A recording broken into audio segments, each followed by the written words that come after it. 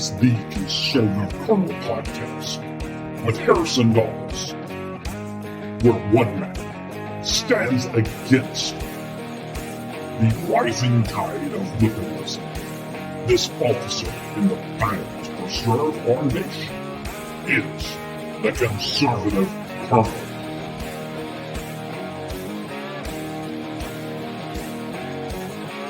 Nothing ends here. Our hopes and our journeys continue.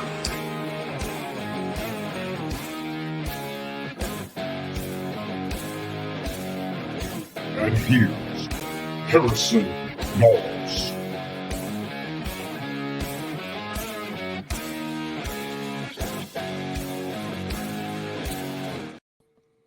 Welcome to the Conservative Colonel Podcast. I'm your host, Harrison Dawes. And before we get into things, because I'm just going to let our guest run crazy because I've been looking forward to this so long. First, for y'all, it's July 4th, so happy Independence Day.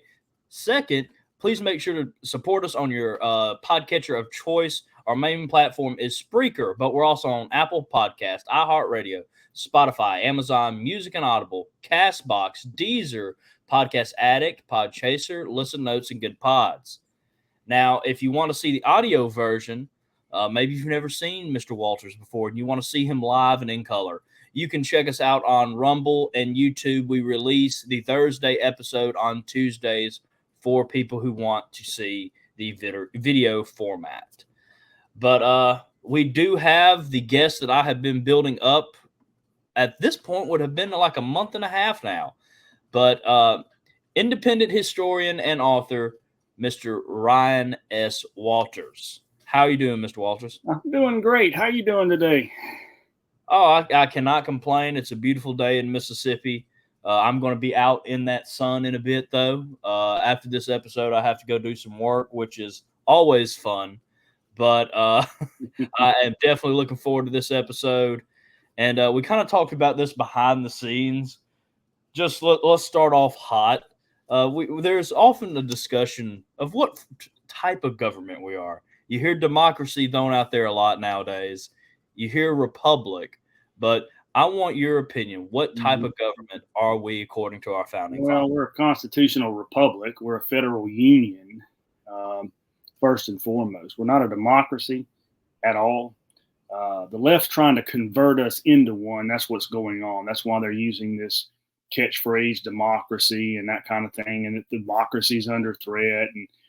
And there's just so much of the ignorance of, the population. We just have a very ignorant population. Let's just be honest about it. I mean, these government schools or government indoctrination centers have really destroyed common sense and just common knowledge on American history that generations ago, people possessed. We're a republic. We're not a democracy. And I've heard people say that's the same thing. It's not the same thing.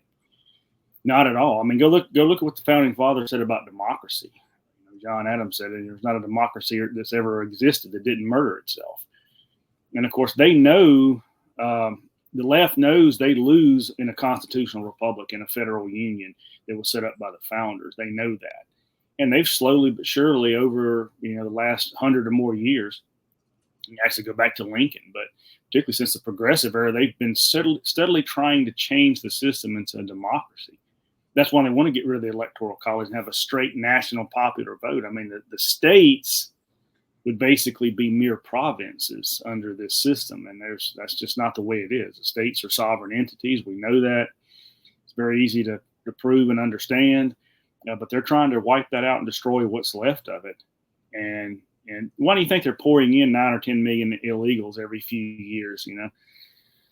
They're gonna give them amnesty. They'll all be voting. Guess which way they're gonna be voting? And Republicans, as the late Sam Francis used to say, is the stupid party, and they continue to be the stupid party. Because Republicans don't want to say, we don't want to look like a racist, so we're not going to say anything about all these millions of people that are going to come in and vote for the other party. We think we can convert them. No, you can't.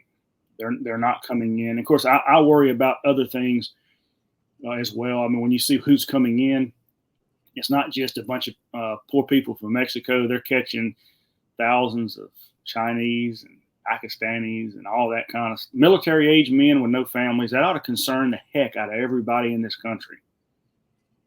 What could possibly happen? But the point is, we're not very far away from Republicans being or any conservatives being out the door, because we're going to lose every election, and that's what they're trying to get. They're just pouring in enough people so they can win these elections, get rid of the Electoral College, all these things, control the Supreme Court, and it's over and done with. And we seem to be sitting there watching it happen.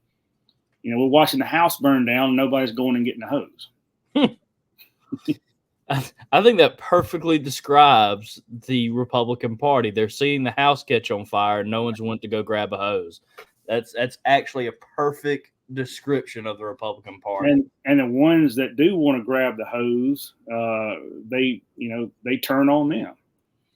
You know, the Rand Pauls and people like that are actually trying to do things, and Thomas Massey in the House and people like that. I mean, there's some good people up there trying their best, and they're getting demonized for it. But I mean, the Republican Party is just, we really do have a uniparty. That's another term that's been used here in the last year or two. It's a uniparty. I mean, we get this new, we run off McCarthy. We get this new speaker from Louisiana. Hey, this is going to be a good guy. Boy,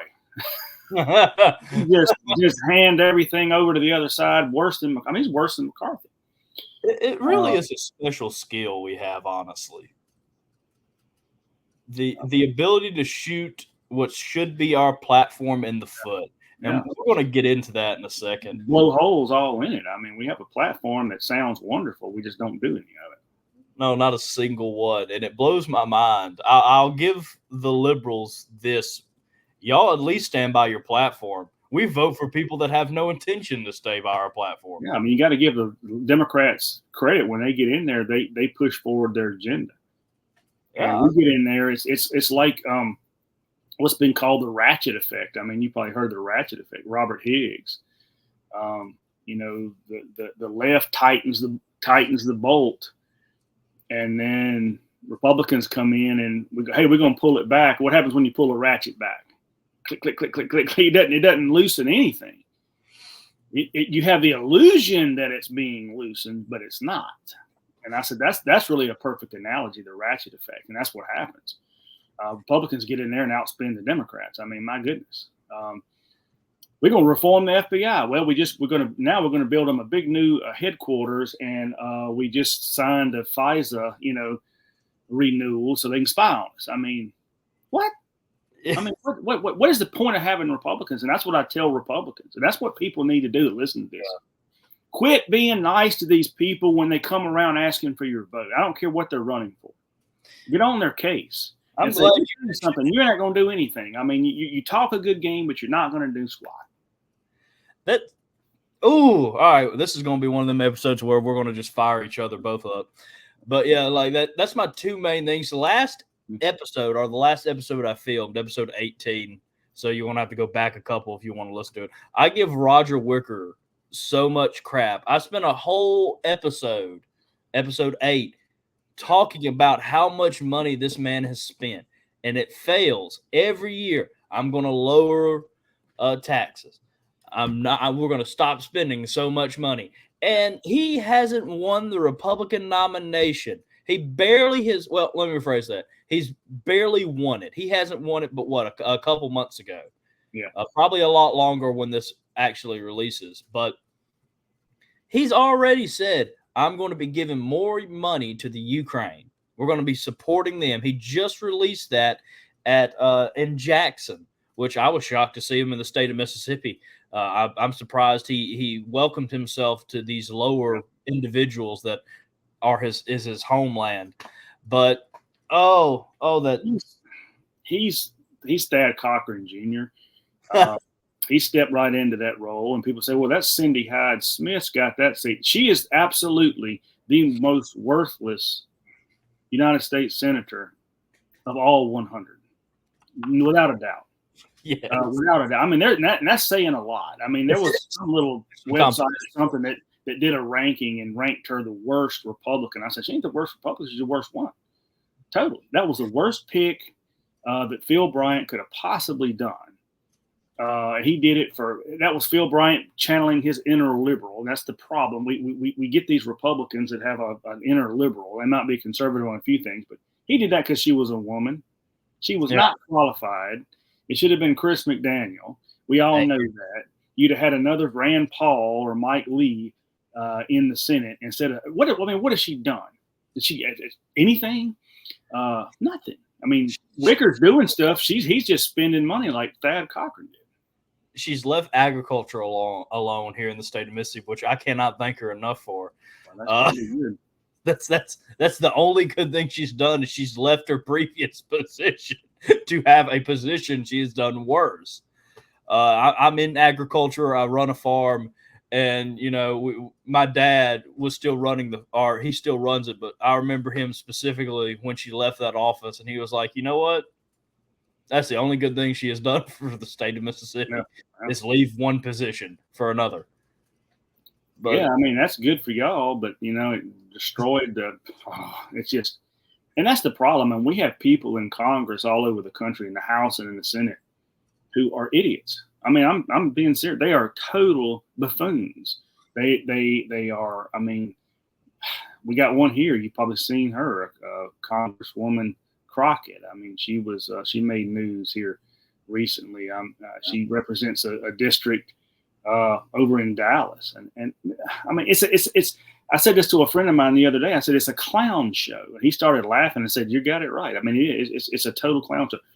When you look at the Constitution, when you look at the system the founders created, and you study the Constitution, it was clear that Congress was supposed to be the strongest of the three branches and was really supposed to run things. We tend to put everything in the presidency and now in the Supreme Court, and Congress has become this sideshow with a bunch of absolute imbeciles whose only concern is getting reelected and feathering their own nest, and that's all they do. And they don't care about anything else. Congress was supposed to be the strongest of the three branches. Congress was supposed to run everything, set the agenda. When you study the Constitution, it's very clear who was the strongest. I don't believe in this co-equal branch stuff. It's nothing. There's nothing. It's co-equal in the sense that there's three branches side by side, but Congress clearly has the authority over the other two. I mean, just look at the Constitution, the way it's set up. Congress can run the show. And they have, in many cases, dominated the other two branches and dared the other two branches to do anything about it because there's really nothing they can do. But look at what we've got. We've got literal clowns. We got, Crockett's and Cindy Hyde-Smith and all this kind of stuff who don't know anything. We're a long way from Calhoun and Clay and, even Webster. We don't have to agree with Webster, but at least we knew what kind of a person Webster was and the kind of mind he had. Jefferson, these people would be horrified to see the sideshow that this has become. I mean, it's just gotten ridiculous. Yeah, and it's really sad considering the great men we've had in these roles that understood their service. Because I hate the term leadership, but service to the country. Yeah, and I hate that. I hate leaders. They're not leaders. They're representatives. They represent us. They don't lead nothing. Yeah, the statesmen that went up there and tried to do what's best for their home state and for. I'm going to say union because I hate the term United States, and I read this and I wanted to bring it up. Used to be the representation of all the states, and now it's one nation. So I can't even use that term anymore, but it's become a title for our country. And what United States meant was states that are united. They just instead of saying the states that are united, let's just say United States. It wasn't a title like Ukraine or Soviet Union or something. It was saying that this is a union of states. And if you look at the original writings, a lot of times that the U in United was lowercase. Some of the notes and things, Jefferson's first draft and some of the first drafts that they did on some of the founding documents, you'll see in their notes it's clearly lowercase. Even the term United Colonies, when in the early days when they said United Colonies, United was always lowercase. Richard Henry Lee's resolution in June of 1776 calling for the states to be free and independent in the in the Continental Congress, Second Continental Congress. Of course, when they wrote out the resolution, it says, it looks like it's a capital united colonies, and the nationalists will look at that and say, see, it was united. We were already a union at that point. I went back and found his notes where he actually wrote it out, and he was getting the wording right before he submitted it to the Congress, and it's clearly a lowercase u. He was saying the colonies that are united together in this common cause are seeking to be free and independent states.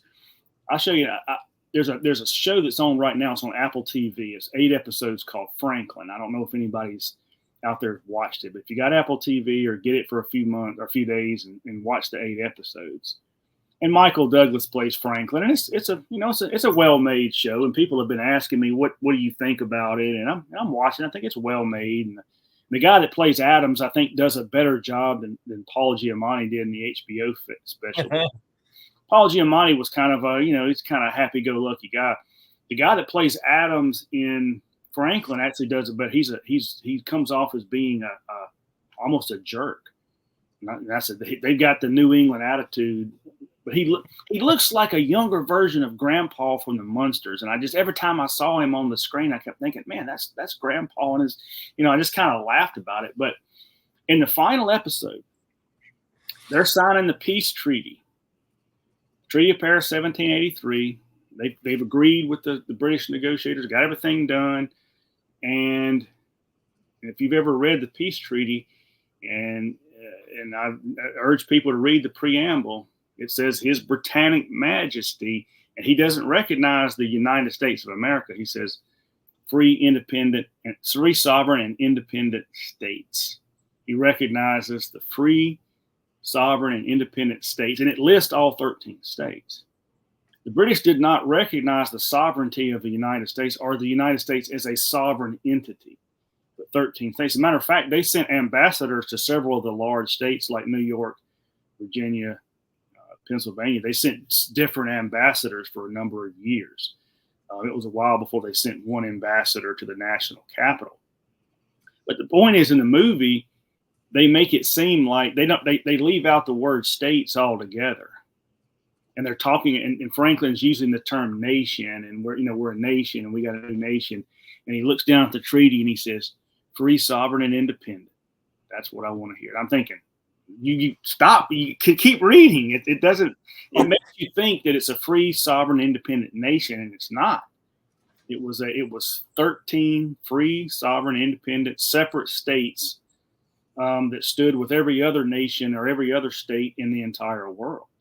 So you have to watch things very close, and most people would watch that and it'd go right over their head, or they would they would look at it in a nationalistic way and say, well, yeah, I guess we are a nation. That word was not used at all. Nobody was using that word at all. It was union, and everybody was very, very clear on the system. Now, it's been destroyed today, but the original system, North and South, throughout the antebellum period, Northerners understood it as well as Southerners exactly what kind of system it was. And you even see Northerners even use the word Confederacy in the antebellum period. They'll even use that term because it was seen more as a confederation. And you see that word used well before the Civil War. I like that. That's a head scratcher. Yeah, I mean, I've seen it several times in newspaper articles and people's letters. I mean, Northerners would use it that way. Well, look at the Hartford Convention. I mean, the Hartford Convention in 1815, Hartford, Connecticut. The Federalists were upset about the War of 1812 and met and wanted to secede from the Union. And their exact words were form a Northern Confederacy. Timothy Pickering had said the same thing in 1803. They wanted to get out after the Louisiana Purchase. He called it a Northern Confederacy. They want to create a Northern Confederacy. They understood it.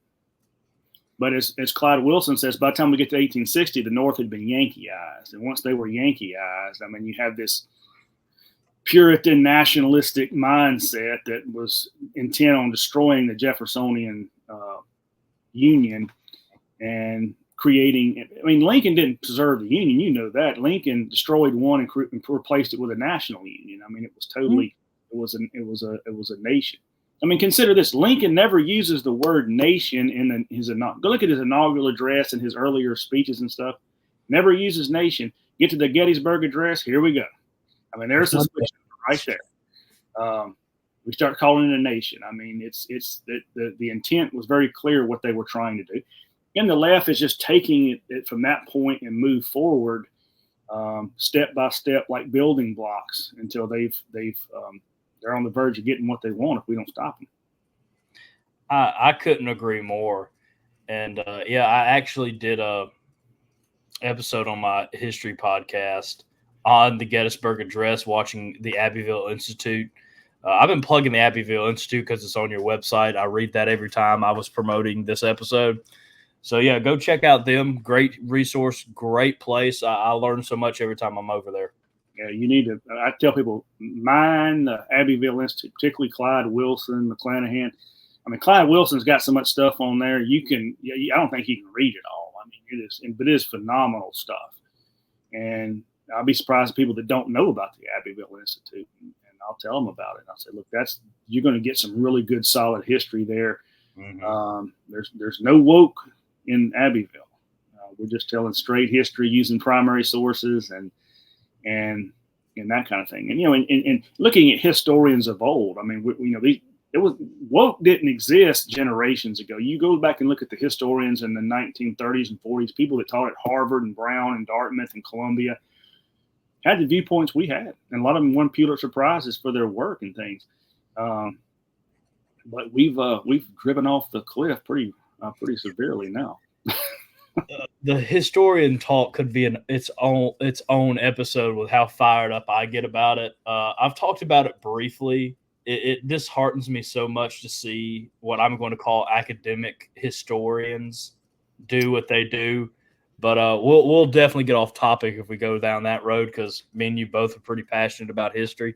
Yeah, I mean, that's what they are: academic historians, establishment historians. Some people call them court historians. I mean, they're gonna take the establishment, a line of thinking, and then they're not going to steer away from that. And people always ask me, how do I know what kind of books do I buy when I go to the bookstore or Amazon or something? I'll say, well, look at who published it and look at who endorsed it. Look at the endorsements on the back.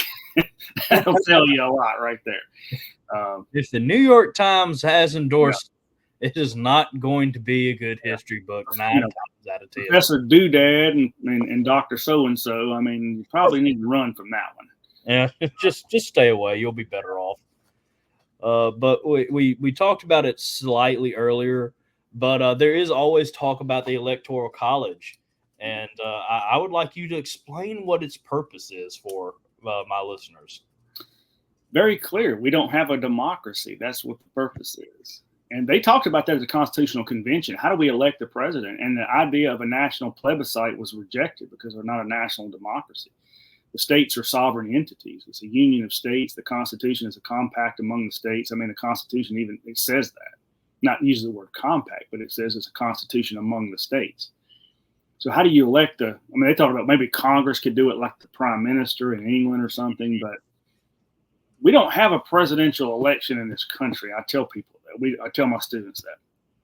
We don't have one election. We have 50 elections, or actually 51. I mean, that was another stupid thing to give Washington, D.C., 3 electoral. That's another topic for another day. But we have 51 elections. There's an election in Mississippi. There's one in Texas. There's one in New York. There's one in Washington, D.C. There's one in Florida. And that's the reason that they did it the way they did it. That is perfectly in keeping with a constitutional federal union or a constitutional republic. The states are sovereign entities. And if you look at when they set up the Electoral College and the electors, they even call the electors representatives of state sovereignty. And so they give the state legislature the authority to determine how those electors are chosen. Congress doesn't have anything to do with it. The legislature can pick those electors themselves. As a matter of fact, there was not a popular vote in South Carolina for president of the United States until after the Civil War, because the legislature just met and picked the electors themselves. They didn't, and they can do that. People say, well, it's not right. Well, they can do that. The Constitution is very clear. The electors are chosen in manner prescribed by the state legislature. So that shows you how much, when people try to deny the states were sovereign, I tell them to try to explain that and tell me the states aren't sovereign. The states aren't provinces. Provinces don't have any power, like they, provinces in France or some of these other countries that have provinces. We don't have provinces. We have states, and they're called states. And it confuses people. They say, well, I don't understand that, because I heard them say the state of Israel, the state of Germany. I said, yeah, the state of Mississippi is the same way. We're all in it, but we're in a union with a federal government to handle all, which is supposed to handle all the quote unquote national issues, that foreign affairs and trade and those kind of things where we need to act with one voice. Mm-hmm. Everything else was left to the states independently, including choosing the president. So we don't have a national democratic election because we're not a democracy. We're not even close to being a democracy.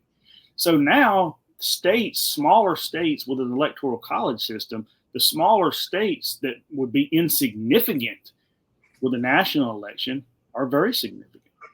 They have to campaign in those states. Now, if we had a national democratic election, the campaign would shift. I mean, they would have to Republicans would have to spend a lot of time in California. Democrats have to spend a lot of time in Texas and other places because you need popular votes. But that's not the way it's working. That should never. The idea of getting rid of the electoral college ought to scare most Americans to death.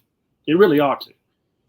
I mean, if 2020 didn't show you what they will do, can you imagine a national democratic election, which basically would mean the states would have absolutely no control over their own elections? It would all be controlled by the federal government, not by the individual states. It'd be and they would, and they're trying to do that now. I mean, they're trying to take more and more power away. And the states some of them are fighting back and trying to change some of this, getting rid of the drop boxes and that kind of thing. But can you imagine a national? I mean, just think about that for a minute. The disaster that would be, and and as close as these elections are, sometimes it comes down to the vote in New Hampshire or Iowa or something like that, or Colorado. You think that state would matter at all with a national democracy? No, it'd never be mentioned. They'd never set foot in your state because you don't have enough people. So why would small states ever want to get rid of that? Poor education. Huh? Poor education. Oh, sure. Oh, exactly. I mean, they don't understand how our system is created. They don't understand the foundation of the system. And when you understand the foundation of the system, it makes sense. Now, it doesn't make sense to an ignoramus that didn't know the system, doesn't know the history behind it. And he's listening to talking points and he's out virtue signaling. And you're just, we got to, I mean, the Democrats are out talking about saving democracy while they're trying to prosecute and jail their main opponent. Now, put those two ideas in your head at one time. That's talk about psychological projection. But again, the main point on the electoral college is there's a movement right now in the blue states to get rid of it without amending the Constitution, because they've looked at the fact that the state legislatures can allocate those electoral votes any way they want to. So you've got a lot of blue states like Hawaii's done it. I know Massachusetts has done it, and some others. They've changed. They hadn't changed it yet, but they passed a law that they will change the allocation of their electoral votes to whoever wins the national popular vote will get their electoral votes, which is completely legal. I mean, they can do it however they want to do it. Now, it doesn't change yet, and the reason it doesn't change yet, they're waiting till they get to 270 electoral votes. Once they get enough states to pass that law to equal 270 electoral votes, then those laws in those states go into effect. Meaning whoever wins the national popular vote, and the Republicans have not won a national popular vote, by the way, since 2004, in case anybody's doing the math out there. What does that tell you? That means that no matter what happens inside the state, whoever wins the national popular vote gets the electoral votes. Now, kudos for a good idea. They can do that. They don't need a constitutional amendment. They can do it that way. What I've said was Republican red states ought to turn the tables on. Okay, that's great. What we're going to do right this second is we're going to change our allocation by congressional district. We're going to award them by congressional district. Now, I've run the numbers on it. Obama would have lost both times if the states allocated their electoral votes by congressional district. He would have lost to McCain and he would have lost to Romney. Both. And most elections would be run by Republicans. Republicans, particularly in the last 20 or 25 years. In other words, you have an electoral vote for every congressional district, plus you have 2 at-larges. Award the 2 at-larges for whoever wins the state, but the rest of them by congressional district. We'd win. We'd win. And I'll tell you something else that we should do. Get rid of the 17th Amendment, which was another stupid idea. If we appointed or if the U.S. senators were selected by the state legislatures, when Obama was president, we would have had 70 Republican senators in the U.S. Senate because we had so many state legislative chambers that we control. Now, that slipped a lot in the last few years, but I think we've still got the majority. We would control the Senate that way, and most of the time. I mean, so what I'm saying is every time the left does something like that, instead of sitting there and just kind of brushing it off and shrugging about it, turn the table on. Say, no, okay, if y'all going to do it that way, we're going to change it to a way that suits us. But see, we don't do that. No. We better not do that. We'll look bad, or we'll look like a racist, or they'll call us a name and we'll have to go run off somewhere. Why don't we keep electing these people that don't have any backbone? I mean, they've weaponized the Justice Department. They're doing all these things. You know what Republican attorneys generals ought to be doing in Republican states? Locking up Democrats. You ain't going to stop this any other way. You want to put a stop to it? Start throwing them in jail. Well, we don't want to act like them. Well, then that's why we lose. That's why we lose. We don't. But they're playing hardball to destroy us, and we're sitting there too afraid to move. Yeah, I mean, I never understood it. Compromise is a very important thing in government. But, I've noticed the past couple of years, there's only one side compromising, and they're compromising every time. It could be over a hardcore issue, and they're going to compromise on it. And that's not that party. Do you ever notice that the compromise always goes one way? Yes. They never come our way. We always end up going their way. When we put up something out and it's a compromise, it always moves things to the left. It may just be a little bit. They don't ever compromise with us. They don't ever come our way. No. We always go their way, and that's what's wrong. And that's one thing Chris McDaniel and a lot of others have said. I'm tired of compromising when we lose every single time. And it's not just policy where the system is being eroded. The republic is being eroded. The union is being eroded. Little by little until it's not going to exist. And then people are going to look around and think, oh my gosh, what have we done? And then it's too late. I agree with that very much. And, one thing that caught me during Chris McDaniel's election was so many people came up to me like, you're voting for Chris. Yeah, of course. And they were like, I don't know if I can get behind him if he's not going to compromise on issues. And I was like, well, explain your position. And they're like, well, if one side doesn't compromise and one day maybe we're the lower numbered party, they won't compromise with us. Make sure we can get give and take. And I said, well, you're right. Compromise is give and take. And any place I have worked in, any organizations I've been a part of has some level of compromise when there's a big disagreement. You win some, you lose some, you put it together, and everybody can be miserable together. That is what compromise is. But, I looked at him and was like, well, tell me this. Why is it that Republicans compromise every time on the national level, and then on the state level, we're in control, and I feel like we're compromising? In Mississippi, you still got a super majority in both chambers, I think, right? Same here in Texas. And in Texas, the legislature in Texas is very reminiscent of Mississippi, although we have made some important moves in just the last few years. I mean, it's gotten more conservative. People have finally gotten fed up. In the last state elections we had this year, several rhinos got bounced. So there's some slow change, but when you have a super majority, the other side's not. I mean, you don't have to compromise with them. They don't compromise with us at any time. They didn't compromise with the New Deal, the Great Society, any of that stuff. Democrats always get what they want. We compromise, and because they don't care. I mean, I just need to win re-election, and I'm squirreling a whole bunch of money away from my kids, and I'm building generational wealth here, and they don't care. And you know what? They get reelected. We go right back out there and reelect them again, and then sit around and say, I don't understand why it's all falling apart. Well, I can't imagine.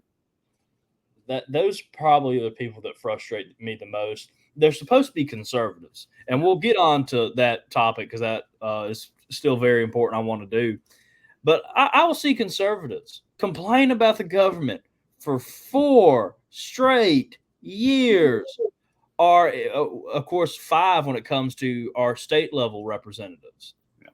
Yeah. And I'll notice they'll just complain and complain and complain, and then all of a sudden, when someone steps up to the establishment, to a Roger Wicker, to a Delbert Hosemann, all of a sudden, I've noticed, even in my hometown, when it comes to our senator, everybody's like, well, I don't know. I don't know him, but I know him.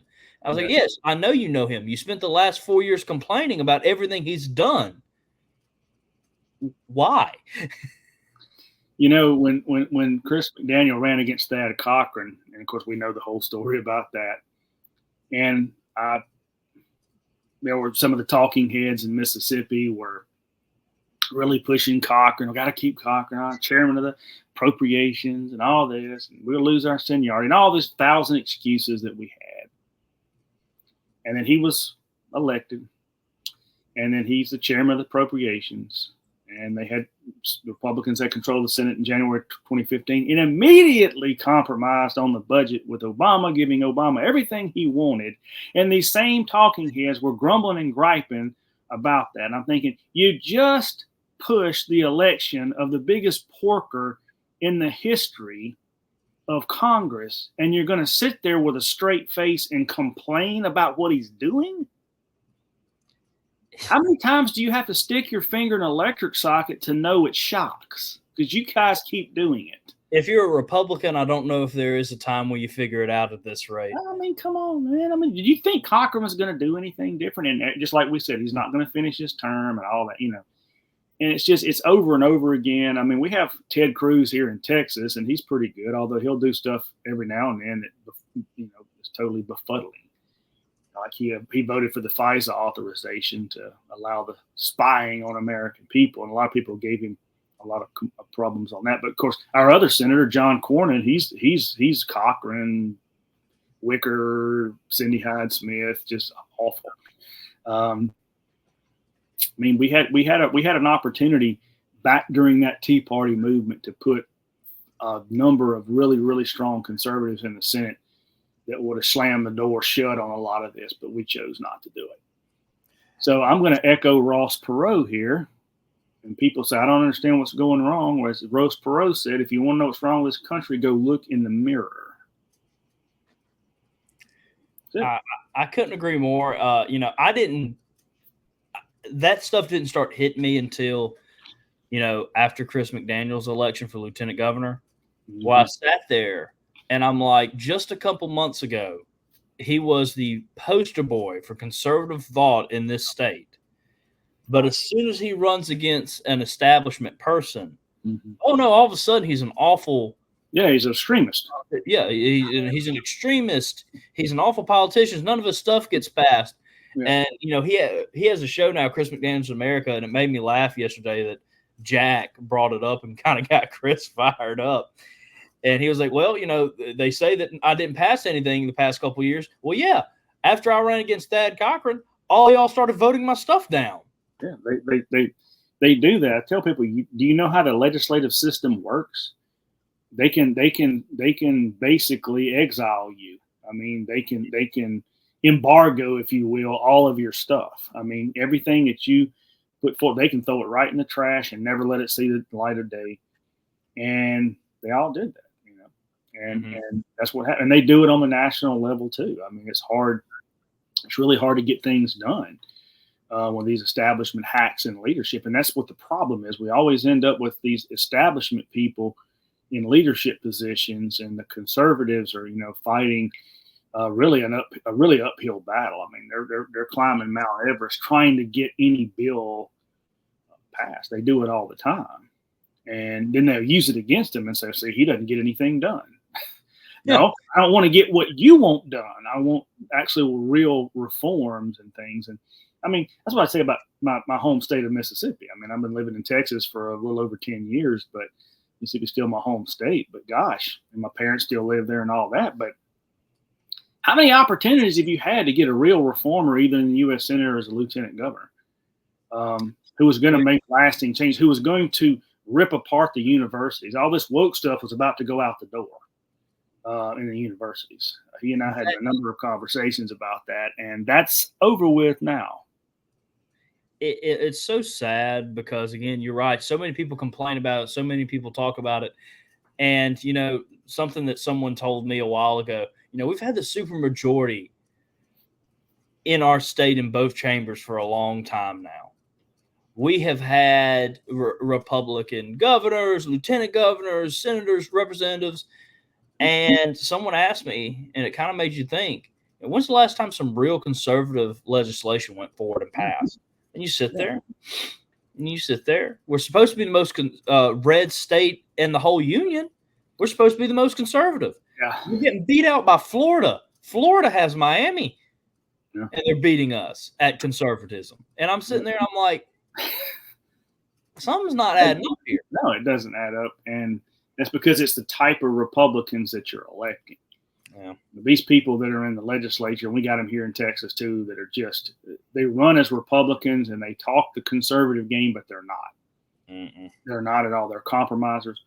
The one that replaced Chris McDaniel in the state Senate, my goodness. Oh, gosh. I mean, I don't know what Jones County is my home, but my goodness, what in the world are you people doing? Better than Wayne. We didn't even put anybody up, but everybody was like, oh, he's not a real conservative. And I'll look around. I'm like, well, does anybody run against him? Nah. I mean, hey, then. In his last term in the Senate, Chris McDaniel's last term, those 4 years in that last term, I mean, with the supermajority and that kind of thing, after every single legislative session, he would say the same thing. He would say, well, once again, the Democrats have had the best legislative session they've had in years because they basically got everything. As you said, when was the last time we had any real conservative reform?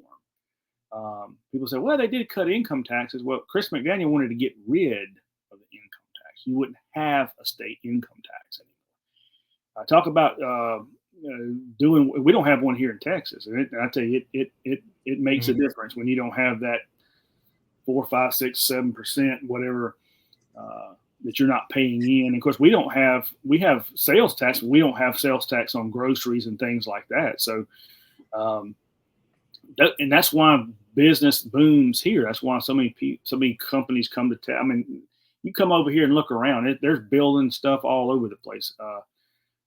Businesses moving in and that kind of thing. And that's what Chris McDaniel was trying to do, particularly when he ran for lieutenant governor. Let's get rid of income tax. Let's make a very favorable business environment. Let's get some better jobs. Not get boondoggles like some of these plants where we give them $1 billion that you're never going to see again and that kind of thing. That's just ridiculous. But lure them here for the right reason, with a good business environment. And see, but that's what conservatism has become. Now think about that for a second. The establishment Republicans, for them, hey, we cut income taxes a little bit. Look at us, we're conservative. Hoorah! Real conservatives say, why don't we have an income tax at all? Why don't we ever taxing people's income? So you see the difference between true conservatism and this fake neoconservatism. They want to cut taxes from, we know on the national level, we're not going to tax you at 35%. We're going to tax you at 30%. See how conservative we are? How about not taxing you at all? That would be real conservative. That's something that I've noticed with the rhinos recently. And it just kind of dawned on me with the Republican Party. They'll do something a little bit conservative, and they'll brag about it for months. Like Delbert during when he was running was like, well, we slashed that income tax nearly in half. And I sat there to myself, I was like, no, you didn't. We were trying to get rid of it all. First off, you shouldn't be bragging about cutting it in half, but we didn't even cut it in half. We just knocked maybe 10% off. That's it. If that. I'm being generous, maybe. And then my favorite one, in Mississippi, we have the right to go out and collect signatures and try to get our legislative to change, to add a constitutional amendment.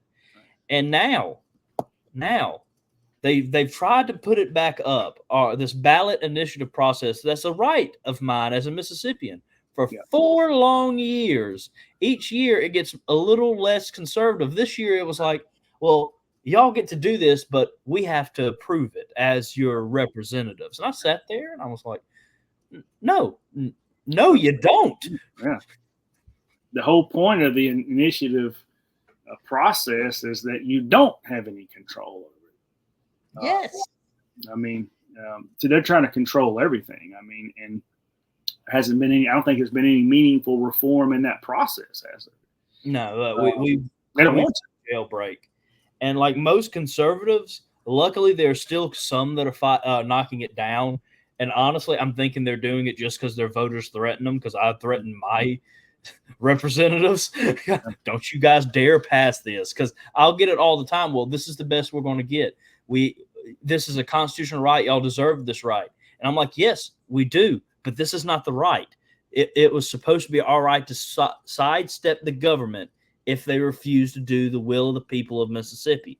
But now y'all are adding an extra step to the process where instead of the whole state votes on it, y'all vote on it. Yeah. That's not the ballot initiative process. Yeah. But so many Republicans vote for it every year. It's getting more and more more votes. And it blows my mind. They're like, well, y'all tell me you want this. We do, but this isn't it. Yeah. Look, that's legislate. That's how the government works.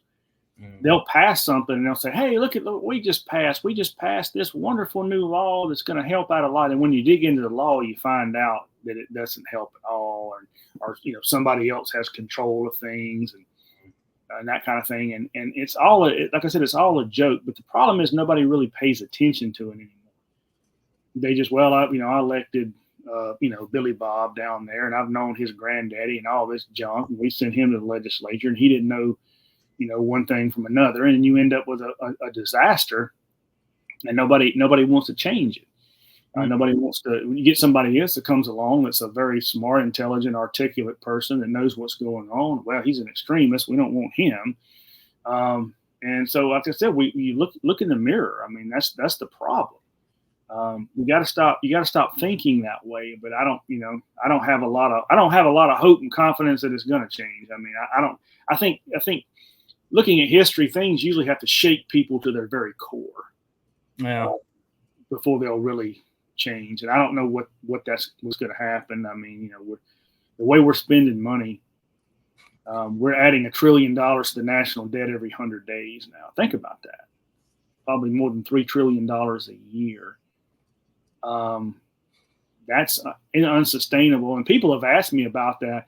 I said, I'm going to tell you the truth. I think they know it's out of control. They'll never pay it back. And that's why I don't think they care about it. I think they're blowing and going as long as they can blow and go. And whatever happens. And screw the next generations. Yeah. I mean, we'll kick the can down the road, keep pulling as many levers as we can to kick the can down the road. And I think about how horrific that attitude is. I'm feathering my nest. I don't care about my kids or grandkids. I'll let them deal with it. I'll let them deal with the economic collapse instead of taking it on. And that's when using Chris McDaniel again, when he was running for the Senate, I mean, he had a lot of ideas on the debt. And of course, it was only I think it was 15 or 16 trillion dollars at the time. I mean, it was like a lot less than it is now. But, in reforming entitlements and that kind of thing. And he said, I think this generation right here needs to be the one that sacrifices so that the generation of our kids and grandkids won't have to sacrifice. And I said, that's a very selfless act right there. Mm-hmm. But a lot of people didn't like that. A lot of people, they're thinking, I want my stuff right now, and I ain't worried about, and that's really terrible, because our founding, those generations, they didn't look at it that way. And when you study that, you see what they were trying to do, and that's why they used the language to the millions yet unborn. They were thinking way down the road. They were thinking many generations down the road. And then you don't see that kind of stuff. And when they had a war or some kind of economic calamity and they ran up a bunch of debt, when that was over, guess what they did? They tightened their belt up. They paid the debt off, and went for. We don't do that now. When times get tough, we run up the debt. When times are good, we run it up more than we did when we're bad. We just keep running it up. Very irresponsible. It's quite impressive. Yeah. I mean, they would be horrified. I mean, I don't like FDR and people like that, and the New Deal and all those kind of things. But I think even if FDR came back today and saw this and said, I think he would be horrified and say, my goodness. Oh, yeah. I spent a lot of money because we had a depression. You people are just $100 billion or whatever we sent to Ukraine. I don't even, what have we sent to them? I don't even know. I mean, over like $100 billion. Like, it's getting close to maybe $500 billion at this rate. Well, that's what I thought. I mean, that is, insane. It's crazy because you have someone like Mitch McConnell, and I like picking on good old Mitch McConnell. He just gives me so much entertainment. He's been in office. His first term in office, he served as a senator with President Ronald Reagan. Yep. For the viewers that don't know, that was in the 80s. I wasn't a twinkle in my father's eye.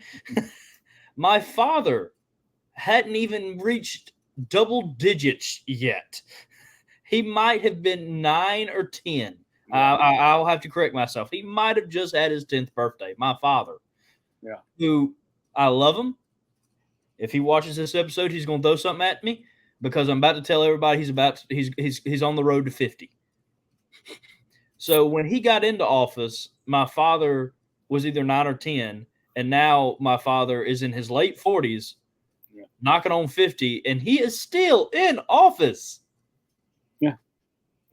Well, I'm the same way. I mean, this is July the 4th. I turned 51 in 3 days.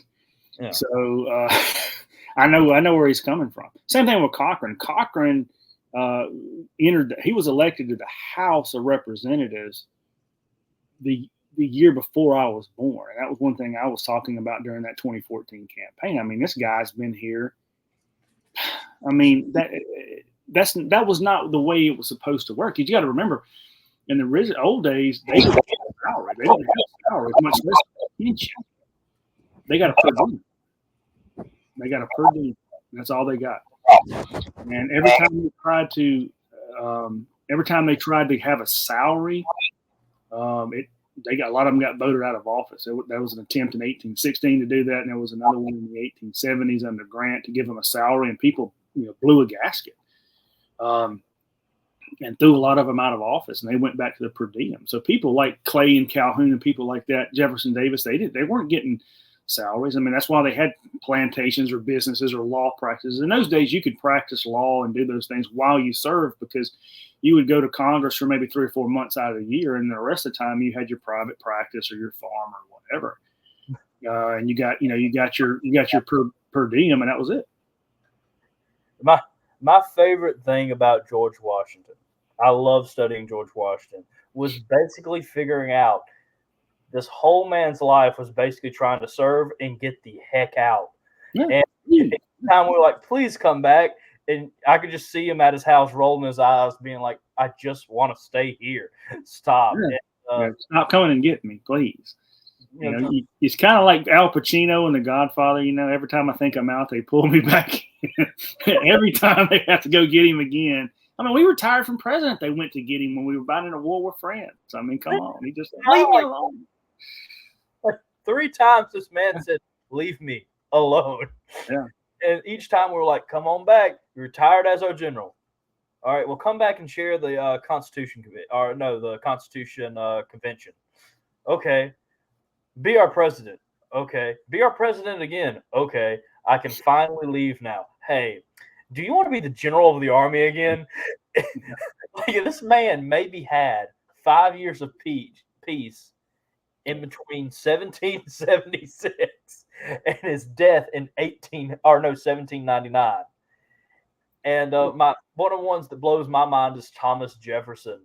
And like when he goes into office, maybe a very well done businessman, a wealthy man, comes out of office just dirt poor. When Congress, the Library of Congress burnt down, he even sold his impressively massive book collection to the Library of Congress. I mean, it used to be a sacrifice to serve. Yeah. Now people do it as a career. Yeah, that was not the way it was. I mean, consider Washington's character for a minute. Mm-hmm. In 1783, after we've defeated the British, are working on the peace treaty, we got independence, all that kind of good stuff. He was a man who, if he'd had the ambition, he could have declared himself emperor or king very easily, and people would have went along. He had all the power in the country. He controlled the army. The army he had such control of the army when they tried to mutiny because they didn't get paid after the revolution. He went to them and said, "Please don't," and they didn't. He could have marched that army into the Capitol and said, "I'm now the emperor," and guess what? Everybody would have went along with it. Here's a guy that voluntarily walks into Congress in 1783, hands his sword over and said, "I'm retiring and going back to Mount Vernon, and y'all can have it." When that word spread across Europe, people were astounded. King George III said, if he's done this, he's the greatest man in the world. Because nobody did that. No, nobody would have done it. Everybody would have said, "Hey, this is my opportunity, and I'm fixing to rule and reign." No, he went home to be a farmer. And that's how they sort of modeled the presidency, the old Cincinnatus from the Roman Empire and that kind of thing, and that you voluntarily lay down, power and you go home. And you don't get a pension. You don't get, your own fleet of cars and all this stuff that you get today, goodies. I didn't start till Harry Truman, but, you got a salary and that was it, and you went home. But they've built it up now until, the ex-presidents now get millions of dollars for all these things. And it's just, it's almost like they're still in office. Oh, yeah. It didn't change. No. It's quite crap. And they still use the title president. You just watch them interview, Bush or Clinton, they'll say Mr. President. They didn't do that in the old days. You can look in the newspapers and things. When I was writing about Grover Cleveland, it was always former president or ex-president Cleveland or whoever. And they would never call themselves Mr. President. They said, well, we've already got a president and I'm not him. I'm out of office and don't call me that. I'm back to Grover or whatever. Now they keep the title and they want that title, and we still call them senator and congressman. And why? I don't call you farmer. You don't call me professor. I don't like to be. Hey plumber, how you doing? No, you don't. No, that's you were given that office by the people, and now you relinquish that office for one way or another, and now you're back to being Bob or Brian or whoever. I mean, but we don't see it that way anymore. We've put them up on a pedestal. They're our leaders, not our representatives, and they get all these things, and it's just like I said, we've driven way off the cliff from what the founders envisioned. The Constitution, the system, what conservatism is, where it came from, and all that's just almost dead. I mean, there's just very few people that really understand that stuff. No, I mean, it is a very sad thing. And we're going to take a quick commercial break in a second, and we're going to come back and talk about what true conservative is, where it finds its roots, and finally explain to all of y'all the confusion of what is a Jeffersonian conservative, what I've been describing myself as for the past year and a half, I guess, is when I started using that term.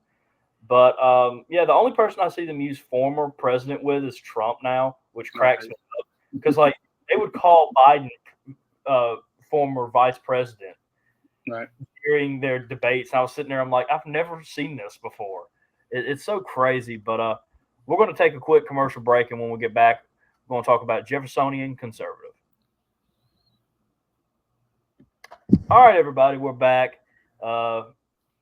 This is already going to be one of our longest episodes, which there is a running joke on the right side with Jack. Jack teases poor Mr. Walters about how every time he comes on, it's a long episode. I wanted a long episode, so thank you, Mr. Walters. And kind of the thing I've been looking forward to, and I hope my viewers have, or my listeners have, because again, it's a term I've used to describe myself now for quite a bit of time, a Jeffersonian conservative.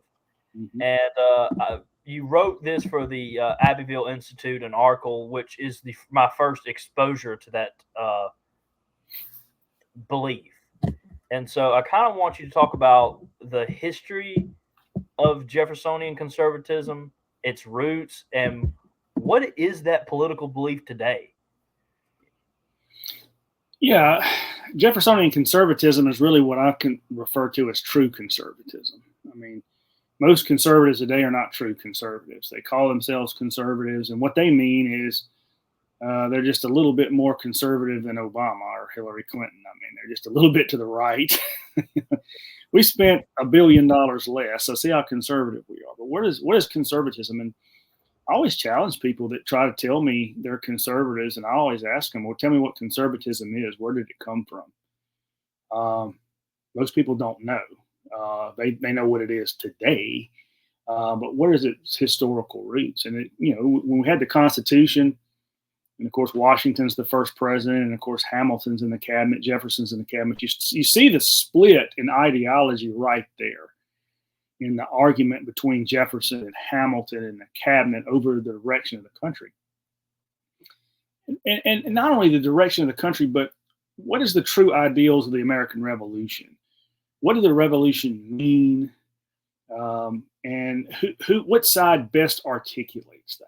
And of course, both sides said they were articulating that. And of course, Hamilton wants to be buddy-buddy with Britain and move toward more of a British system. And of course, you see what happens under Washington and later Adams. It gets really worse. I mean, with the Federalist Party, the Alien and Sedition Acts, all of these things that are happening.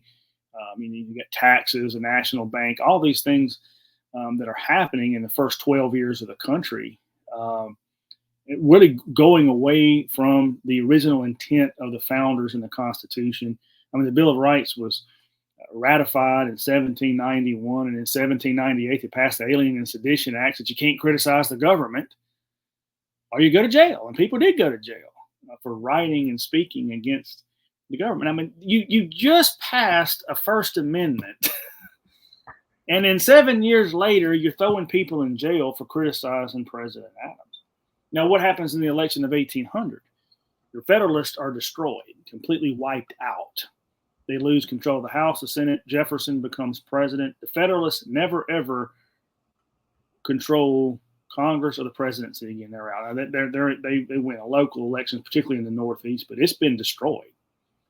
And the South starts to become really triumphant with Jefferson, and then you get Madison, Monroe, and what Jefferson comes in and says and reverses every bit of that Federalist policy. Now, we were talking earlier about how Republicans come in with a ratchet effect and do nothing. Mm-hmm. Look at what Jefferson did. They came in and reversed all of it. Now, not 100% of it right then, but eventually all of that Hamiltonian program went away. They didn't touch the bank, but they let it expire. Jefferson cut taxes. He cut spending. He even got rid of ambassadors. He said, we don't need to pay for ambassadors to every country on earth. I mean, he said, we'll send ambassadors to the major. I mean, he cut things to the bone. The court system, I mean, the Federalists had realized they're out of power, so they passed the Judiciary Act of 1801 and doubled the courts, doubled the number of district courts. And of course, Adams is appointing all these radical Federalist judges. How did they counter that? Well, they got rid of them. They repealed it. The Republican Congress got rid of half the judges, and just said, people say, well, you can't get, judges there for life. They said, well, you don't have a court anymore. We just repealed, we just abolished your court. You have no court. Now, why didn't somebody say, well, I'm just going to sue in somebody else's court over this, abolishing my court? You really want to do that? The Congress just abolished your court. You think another judge is going to hear your case? No, he ain't going to hear it because they're going to abolish his. This will be next. So there was a lot of reduction in spending. There was no ratchet effect at all. And so the point is, the people sided with Jefferson and Jeffersonian Republicans as being the bearers of the true ideals of the revolution, which is decentralization, limited government, states' rights. I mean, go read Jefferson's first inaugural address. I use that a lot in my writings. And go read his first inaugural. And if you want to know what Jeffersonian conservatism is, that's it. What he says in his first inaugural address espouses it as well as anybody could espouse it. Supporting the states, that kind of thing. Don't take bread out of the mouth of those that have earned it. All of those things that he said. And that's the way the country was run until Lincoln, for about 60 years, with very few exceptions. The country was run on Jeffersonian ideals. And when you study the American Republic from Jefferson's election until Lincoln's, you look at that republic. They were the freest, most prosperous people on earth. People that have studied it, so they were probably the most intelligent, educated people on earth. I mean, people in Europe are ignoramuses. I don't mean that ugly. They just don't have the type of education that we had. Now, education was not public in most cases. In certain parts of the country it was, but you got a lot of farmers that were very well read and that kind of thing, and knew what was going on and kept up with it, and hemmed their representatives up into a corner when they didn't act right. And so, again, free, prosperous. Look at the wealthiest states in the Union at the time. Most of them were Southern states. We were massive agriculture. We had massive exports. Everything ran very well because the government was almost non-existent. The government didn't know. You wouldn't have known we existed. I mean, you never had any contact with the government. The only time you ever had any contact with the government, I guess, the mailman brought you a letter, or maybe somebody served in the army or something. But there was no contact with the government. There was no, really with your state government either. Now, that changes majorly with Lincoln. I mean, that's all overthrown, and that was the whole point of the whole war, to wreck Jeffersonian conservatism, to wreck that republic, to destroy that union, to get rid of that idea that the Constitution means what it says, that the government's limited, that the government can't interfere in certain areas. I mean, that's just. I mean, Lincoln just did whatever he wanted to do without regarding the Constitution, and has that not been the way it's operated since then? People don't worry about the Constitution anymore. They just do whatever they want to do. I mean, they don't. There's no thought of limiting it. I mean, when you get to Theodore Roosevelt, look at what Theodore Roosevelt said. I mean, the Constitution was there to limit politicians, as Jefferson said. The Constitution said, bind them from mischief. In other words, bind them from mischief by the change of the Constitution. It was a document to limit the power of the government, not to expand it. And that was the way it was seen. Now, it's not seen that way. From Lincoln onward, look at the amendments they passed, the 13th, 14th, and 15th Amendment. Every amendment before that limited the government. The government can't do this. Congress can't pass this. They can't do that. Every amendment from Lincoln onward has expanded the authority of the government, given the Congress more authority, the government more authority to pass laws. In other words, they pass a constitutional amendment, and the end of every one of those constitutional amendments since the war, it'll say something like, Congress shall have the power to enforce this amendment by appropriate legislation. In other words, open-ended. If you want to pass to enforce the 14th Amendment or whatever, you can pass. Theodore Roosevelt's idea of the Constitution was, I can do whatever I want to do unless the Constitution specifically says I can't do it. You talk about turning it on its head. That is as far from Jeffersonian conservatism as you can get. So it's no longer a binding document to limit the government. And as long as we stayed within those bounds, the government didn't grow. It didn't do very much. Mm-hmm. John Quincy Adams tried a little bit, and he got run off, and that kind of thing. But for the most part, even Northerners, Pierce Buchanan, who takes too much of a beating, unjustifiably so, remained within the bounds of the Constitution. I mean, we beat poor James Buchanan up because he didn't want to invade and conquer the South. I mean, what a terrible guy. I mean, that's a terrible guy to be president. I mean, he didn't want to conquer the South, so we got to brand him as the worst president ever. But these guys looked at the Constitution and believed it to be a binding document. And that's really the heart of Jeffersonian conservatism. When you look at that, how conservative it is, that's really the heart and soul of it. Now, what did the Confederacy do? They come along and said, well, there's some problems. And so they went even further. I mean, you got to love the Confederate Constitution. Of course, if you praise it now, you're a racist. But look at the things they did to make it even more Jeffersonian, even more conservative. I mean, some of the reforms that they put in that Constitution were very, very good. I mean, there's even more limits on taxing and spending and that kind of thing.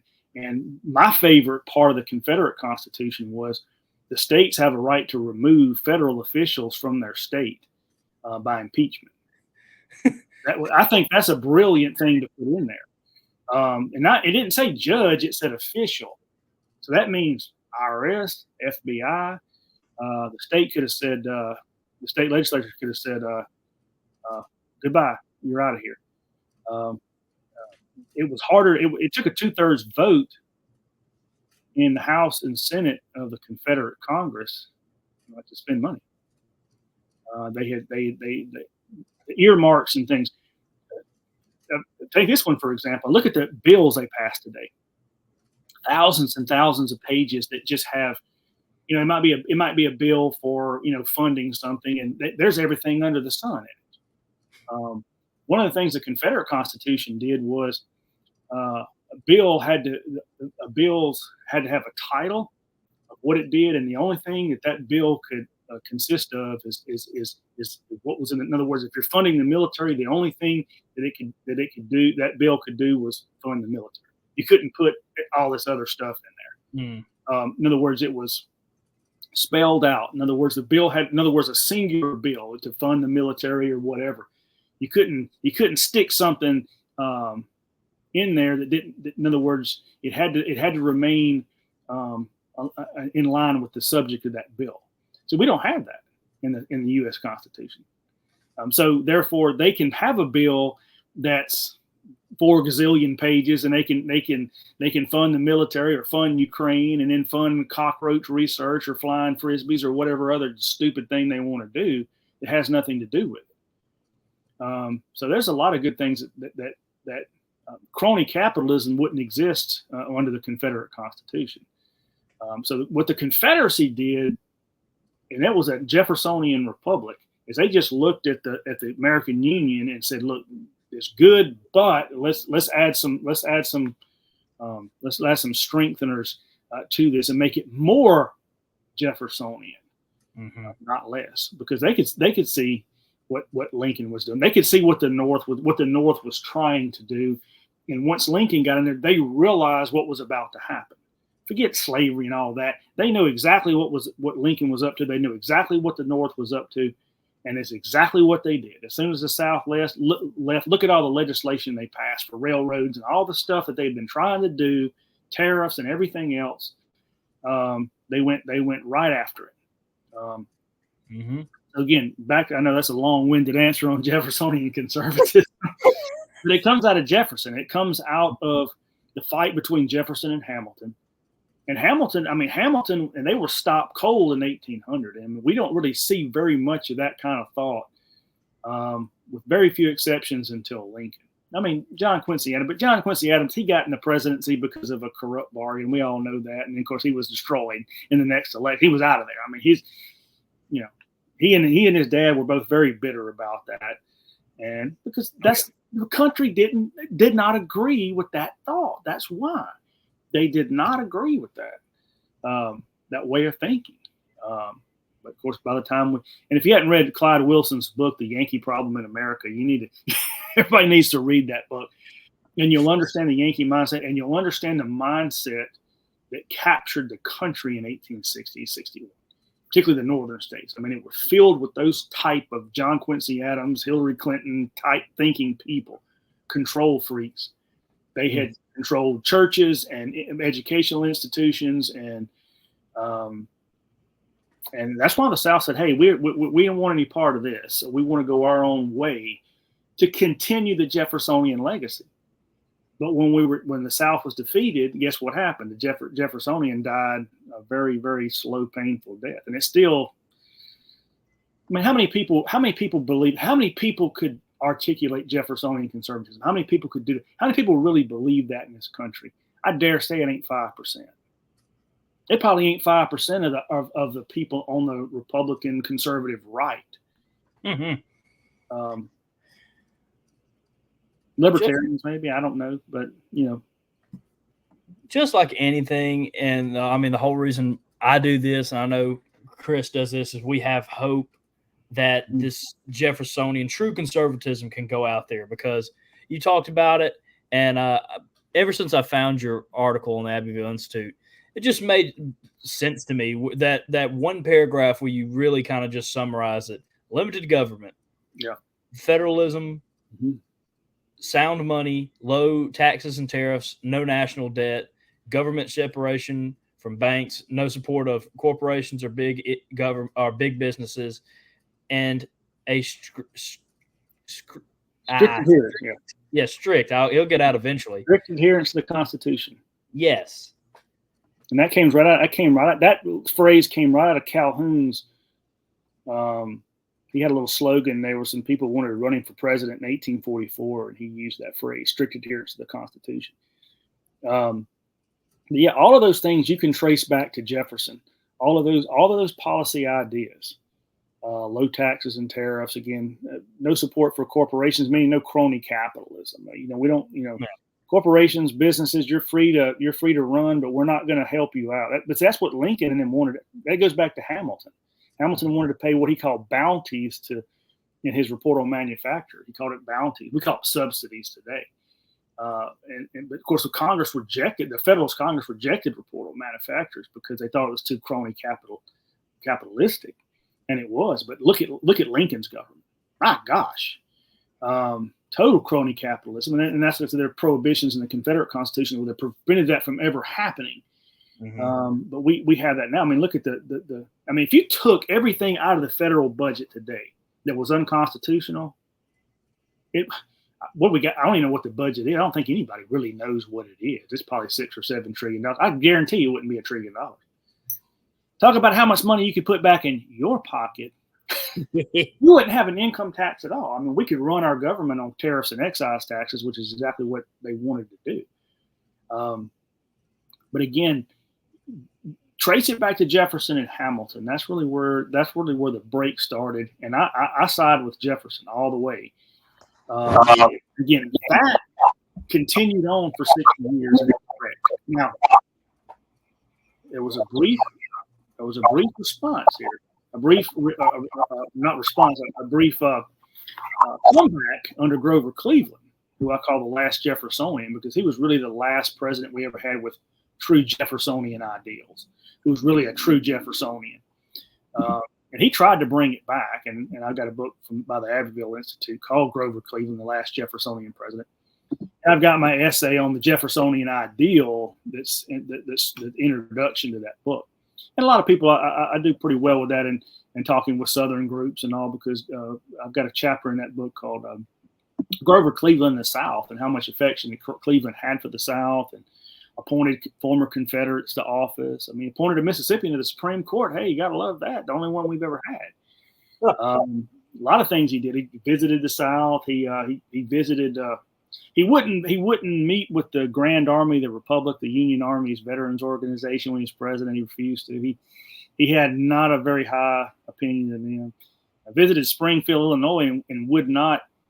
He wouldn't visit Lincoln's house. He wouldn't go in Lincoln's house. So he was very much a Jeffersonian, and what he saw was the damage that Lincoln and them had done to the country, and he wanted to put for lack of a better phrase, put the milk back into the bottle, put the toothpaste back in the tube. But he was ultimately unable to do that. We get a terrible depression in 1893, and what I say in my book is that depression, I think, destroyed Jeffersonian conservatism, because it was blamed on Cleveland, the Democrats, even though they didn't have anything to do with it. And I talk about it in the book. I mean, people said, "Hey, look, this is what Jeffersonian conservatism gets us," but it didn't. It was the Republicans that had done it, but Democrats happened to be in office when it hit. So that really that brought on progressivism, and you get Roosevelt and Woodrow Wilson and FDR, and there goes the whole ball game. Yeah, no, I couldn't agree more, and I do highly recommend it. We'll probably do a whole episode on your book, Grover Cleveland, The Last Jeffersonian President. I think that would just be a great episode. And again, it goes for those watching. For our audio viewers, our listeners, you can go to our the Conservative Colonel website, www.conservativecolonel.com, and we'll have a link to Ryan's website where you can contact me. They can contact me through my site. I mean, my email address is there. And, okay. People send me emails all the time. I got one from a fellow in Denmark the other day that wanted a signed copy of my Warren Harding book. So I get them, all the time. So I like getting emails and stuff from people. Most of them are nice and people are good. And sometimes they'll cuss me out, but that's okay. It is. Because I do highly recommend that everybody read that book. Again, I'm going to reread it and bring you on again one day.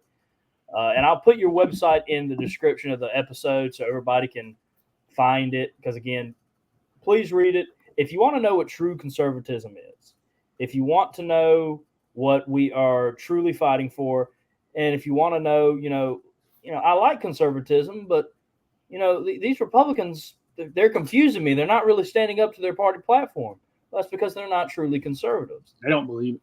No, they don't. So I hope to see a wave of true Jeffersonian conservatives, which is true conservatism, and we slowly regain state rights. And once you regain state rights, you can finally put the federal government in their place.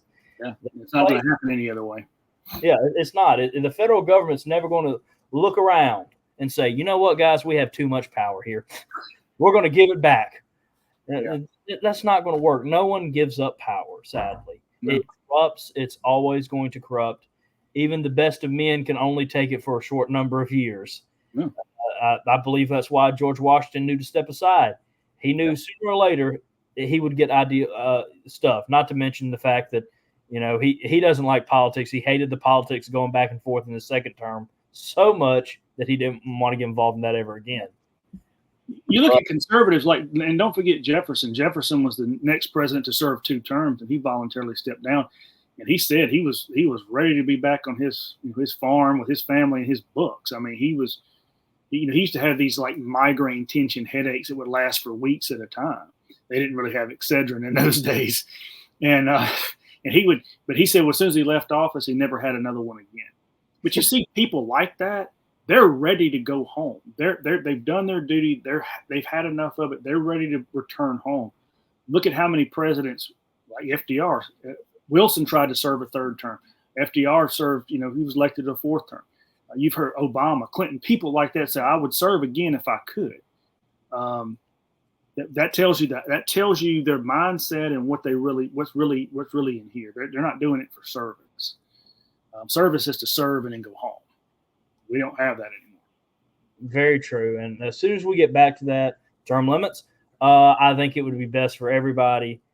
I mean, people weren't supposed to stay in our government for, let's say, if we had a president that before his term he had served, 47 years in office. That's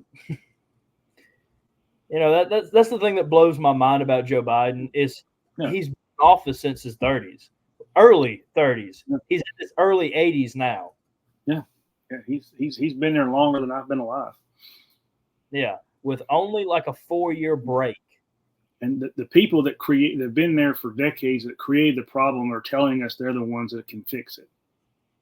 Makes total sense to me. Yeah, me too. I mean, that's like having the Three Stooges build your house and it looks like a wreck and then ask them to come back and fix it. No, I don't think I'll do that. I think I'll find somebody that's competent to do it. But until we change, until we look in the mirror, until we elect better candidates, particularly in our state legislatures and that kind of thing, it's not going to change. not going to change.